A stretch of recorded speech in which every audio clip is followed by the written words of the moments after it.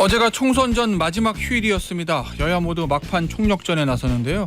역대급 사전투표일에 여야 모두 계산기 두드리기가 바빴을 것 같은데 더불어민주당 박용진 의원 만나서 이야기 좀 들어보도록 하겠습니다. 전화로 만나보겠습니다. 의원님 안녕하세요. 네, 안녕하세요. 제가 기사를 보니까 요즘 민주당 후보들 지원 유세를 열심히 하고 계시다던데 주말에 어디서 하셨어요?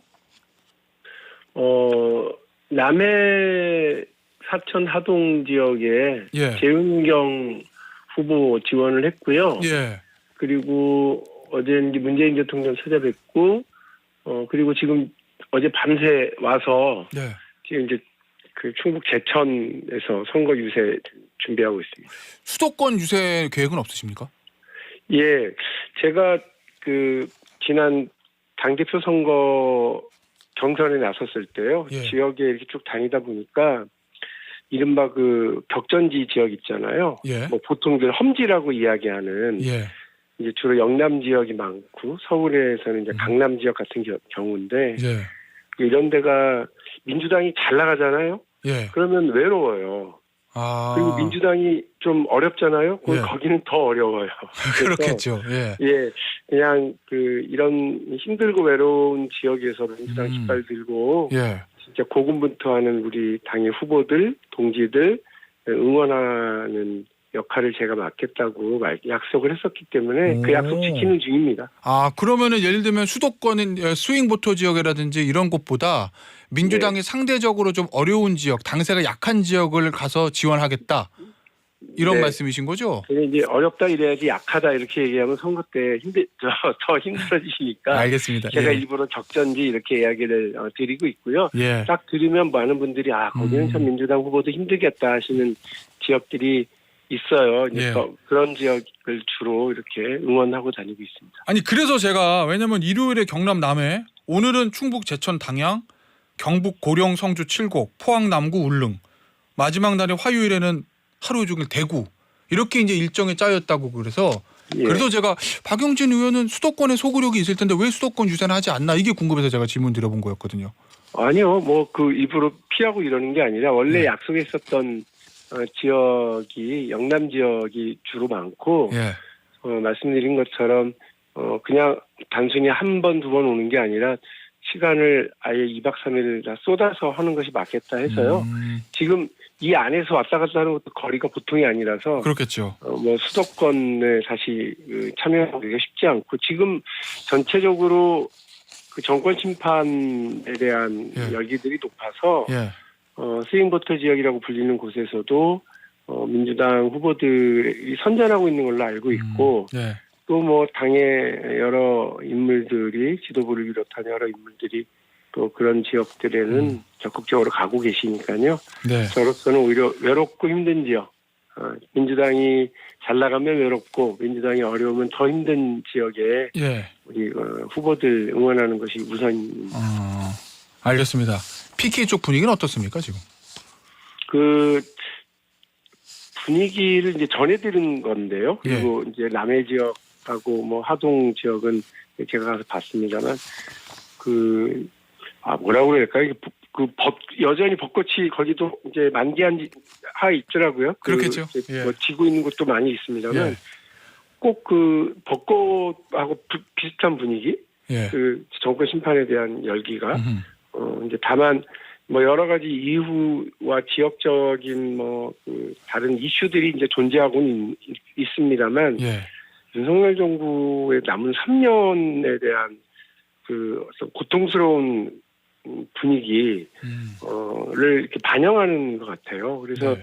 윤석열 대통령이 그리고 윤석열 정부가 국힘 여당이 좀 정신 차리기를 바라는 그런 심판 투표, 회초리 투표가 분위기가 무르익고 있다라고 하는 건 분명합니다. 그 전반적인 판세를 어떻게 보고 계세요? 민주당이 대승할 거다 이렇게 보고 계시는 건가요?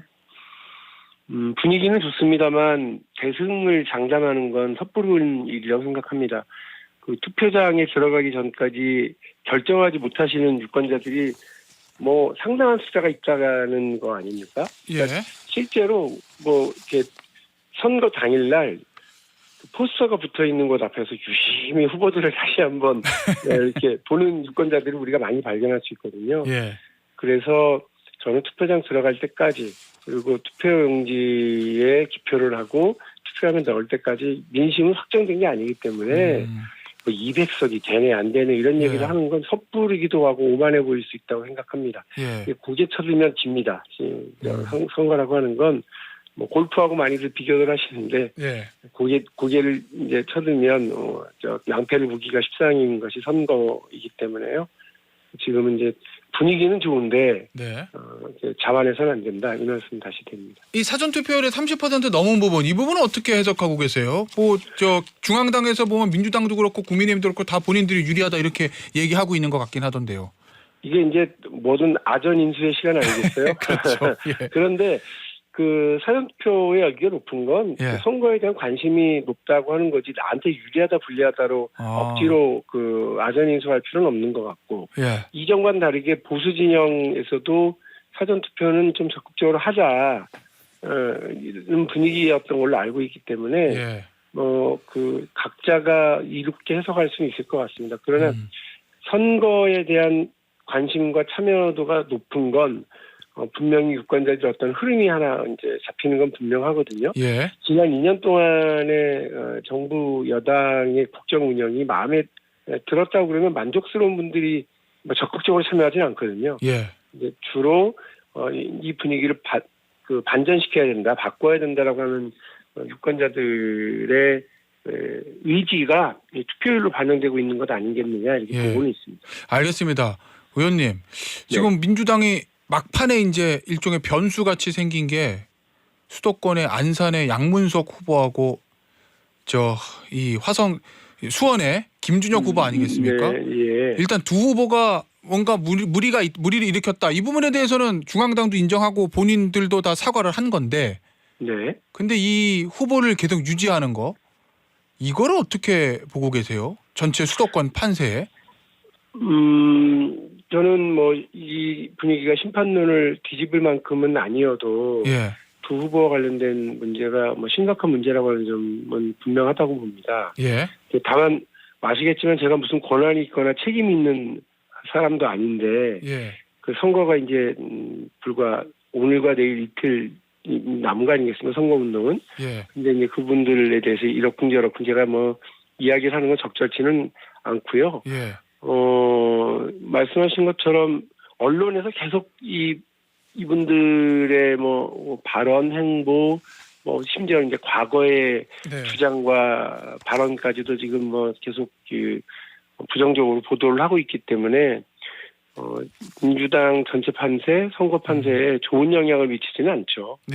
그러나 말씀드린 것처럼 이분들의 거취 문제를 본인들이거나 혹은 당에 책임 있는 자리에 있는 사람이 아닌 다른 분들이 이러쿵저러쿵 얘기하는 거는 적절치는 않은 시점인 것 같습니다. 수도권 격전지에서 민주당에 안 좋은 영향이 있을 거다. 이거는 분명하단 말씀이세요? 좋은 영향을 줄 거냐? 그건 아니다. 이런 거니까요.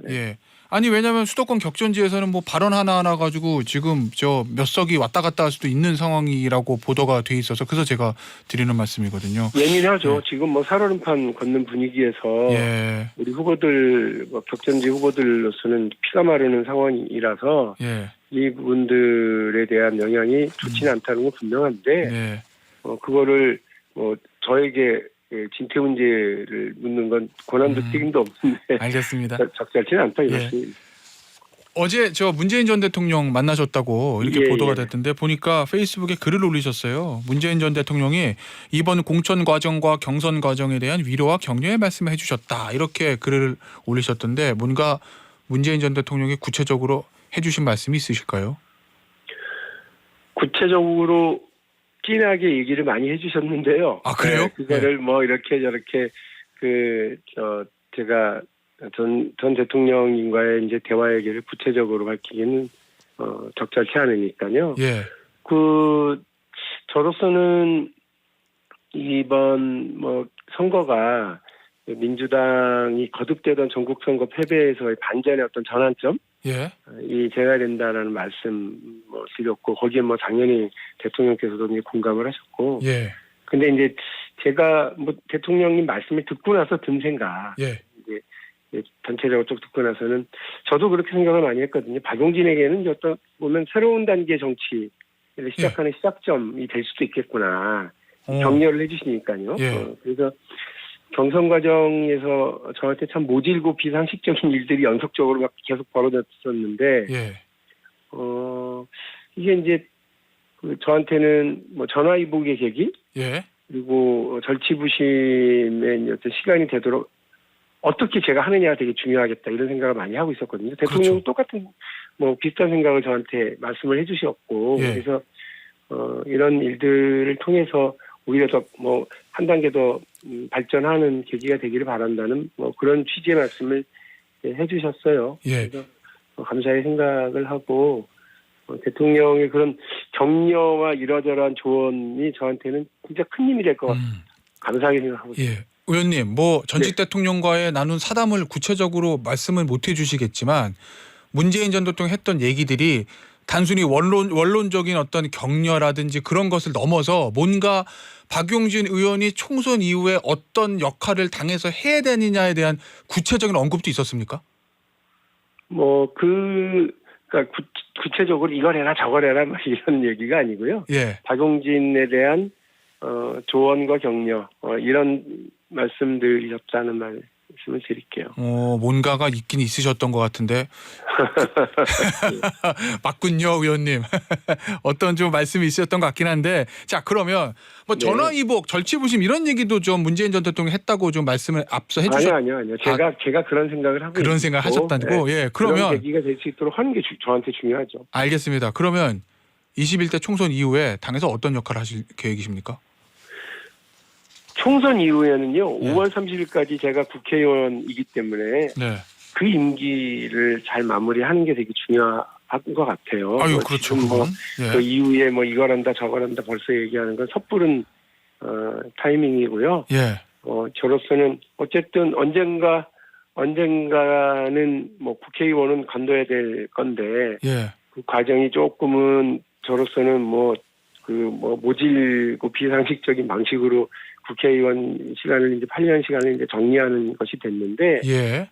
요 시간이 오히려 민주당에게도 우리 정치에도 대한민국 국민들에게도 도움이 될 수 있고 박용진에게도 새로운 어떤 정치의 출발점이 될 수 있도록 만들어내는 게 되게 중요하겠다. 이런 정도이지 뭘 그래서 구체적으로 이렇게 얘기하기는 시점은 아닌 것 같아요. 의원님. 네. 어쨌든 의원님은 지금 민주당에서 비주류시잖아요. 주류 지도하고는 좀 결이 다르신 분인데 어쨌든 공천 과정도 그렇고 만약에 민주당이 이번에 총선에서 결과가 안 좋으면 의원님에게도 공간이 열 수 있겠지만 만약에 결과가 좋으면 그러면은 이재명 대표의 장악력은 더 공고해질 거고 그러면 의원님에게는 공간이 안 열리는 거 아니에요? 아니, 그렇게 생각을 했으면 강 건너 불구경 하면 되지 뭐 하려고 전국을 다니면서 선거운동을 지원하고 하겠습니까? 예. 민주당의 승리는 우리 국민들의 삶에도 되게 중요한 문제인데, 네. 그 선거 승리를 박용진 개인에 대한 유불리로 해석해서 받아들이는 건 뭐 저는 옳지 않다고 생각하고요. 네.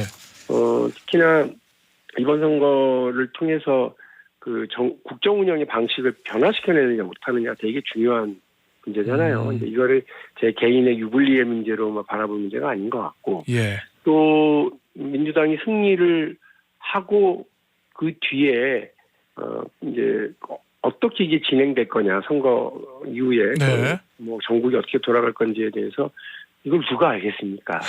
그렇죠. 지난 예. 대통령 선거, 지방선거 이후에 윤석열 정부가 이런 엉망진창의 상황으로 갈 거라고는 본인도 몰랐을걸요. 그리고 지금 국민들이 분노하고 있는 최상병 사건 진상규명을 가로막는 대통령과 정부, 또 이던 참사 책임자 처벌도 모르쇠하고 있는 여당, 김건희 여사 관련 사안 일이 벌어지면 육탄 저지만 보이고 있는 이 집권 세력들에 대해서 저는 민심을 뭉개고 있는 대통령과 국민의힘이 대단히 무모한 정치를 하고 있다고 봐요. 이 부분에 대해서 국민들의 심판이 되고 그 심판 위에서 각자가 그걸 받아들이고 해석하는 것에 문제가 이제 남는 건데요. 거기서 오만하지 않고 또 민심에 잘 순응하는 정치를 해야 된다고 하는 것은 그 결과 위에서 해야 된다고 하는 것은 박용진 개인에게도 마찬가지라고 저는 봅니다. 알겠습니다. 이제 정권 심판론에 관해서 한동훈 비대위원장 이런 얘기를 했더라고요. 정권 견제하고 심판은 뭐 당연히 상식적인 일인데 문제는 그 방식이다. 민주당이나 조국혁신당은 향은 견제하겠다는 취지가 아니라 정말로 정부를 전복하겠다는 취지다. 뭐 이렇게 얘기했는데 어떻게 보십니까? 그 말은. 그 한동훈 비대위원장 얘기는 그러니까 그 아주 조금 문제가 있는 세력, 문제가 있는 인물들이 단순히 정치적인 측면이 아니라 정권을 전복하려고 한다고 주장하시는 것 같은데. 예. 뭐 200석 탄핵 뭐 이 얘기는 것 같습니다. 예. 그럼 무리하고 무모한 세력이라고 규정하고 있는 사람들에게조차도 밀고 있는 정부 여당이 스스로 한심하지 않으신가 싶어요. 한동훈 비대위원장 남 탓할 일도 없고요. 이제 본인이 뭐 상당히 강력한 그립감을 가지고 집권 여당을 이끌어가고 있는데 그럼에도 불구하고 한동훈의 어떤 주장이 설득력이 없고 또 집권 여당의 태도가 여전히 국민들의 분노의 대상이라고 하는 점을 먼저 인식을 하셔야 되는 거예요. 네. 그걸 하지 않고 자꾸 남 탓하고 야당 대표 범죄자로 몰아가고 또 그 야당의 정치인들에 대해서 볼상사나운 비난이나 일삼는 집권 여당의 비전 없는 정치, 집권 여당 대표의 이런 그 비전 없는 그 수준의 남탓 정치, 남을 비판하는 정치가 지금의 이 상황을 몰고 오고 있다고 하는 점을 먼저 인정하시는 게 맞을 거예요. 알겠습니다. 여기서 마무리하죠. 더불어민주당 박용진 의원이었습니다. 총선 이후에 다시 뵙겠습니다. 의원님 감사합니다. 네, 고맙습니다.